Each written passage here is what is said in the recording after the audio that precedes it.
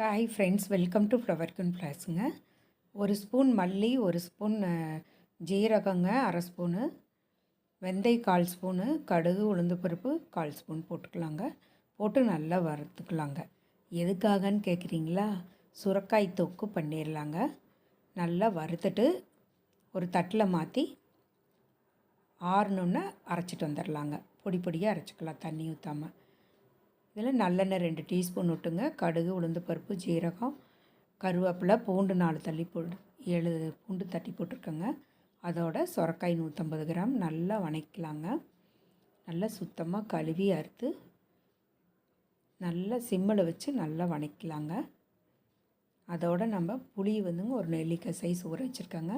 அதையும் நல்லா கரைச்சி விட்டுக்கலாங்க. அரை டீஸ்பூன் மஞ்சத்தூள் போட்டுக்கலாம். உப்பு, மிளகாத்தூள் 1 ஸ்பூனுங்க. உப்பு தேவையான அளவு போட்டுக்கோங்க. போட்டு இதை நம்ம பொடி பண்ணிட்டு வந்துடலாம். வணக்கினதை கொத்தமல்லி, ஜீரகம் இதெல்லாம் பொடி பண்ணிட்டு வந்துடலாங்க. அதுக்குள்ளே ஒரு கலக்கி விட்டுறலாம். நல்லா கலங்கின பிறகு வெங்காயமெல்லாம் போட வேண்டாங்க. பூண்டு தட்டி போட்டோன்னே சுரக்காய் போட்டுறணும். நல்லா வணங்கின பிறகு அதை பொடிச்சிட்டு வந்த பொடியும் இதில் ஆட் பண்ணிக்கலாங்க. நல்லா சிம்மிலேயே வச்சிங்கன்னா வணங்கிடுங்க. இது நீர்க்காய்ங்க, சுரக்காய். நல்லா வெயிட் லாஸ் ஆகும், உடம்புக்கு ரொம்ப நல்லது, ஸ்லிம்மாக இருக்கலாங்க. நல்லா வணங்கிருச்சுங்க. காய் வெந்துருச்சான்னு எடுத்து பார்த்துட்டு இறக்கிடலாங்க. இந்த வீடியோ பிடிச்சதுன்னா லைக் பண்ணுங்கள், ஷேர் பண்ணுங்கள், மறக்காமல் கமெண்ட்